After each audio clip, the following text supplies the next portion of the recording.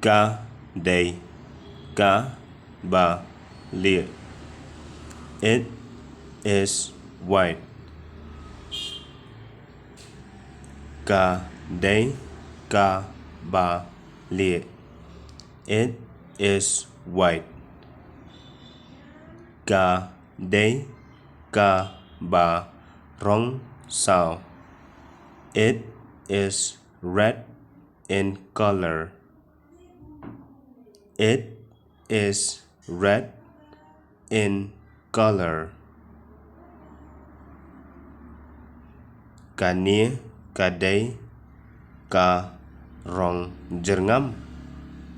Is this a green color? Is this a green color? Em kadei, rong, kthieh. No, it is a brown color. No, it is a brown color.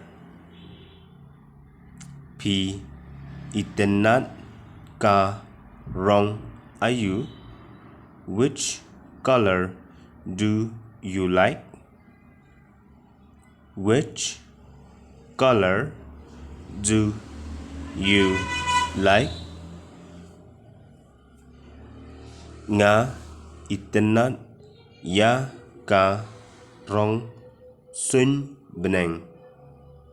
I like blue color.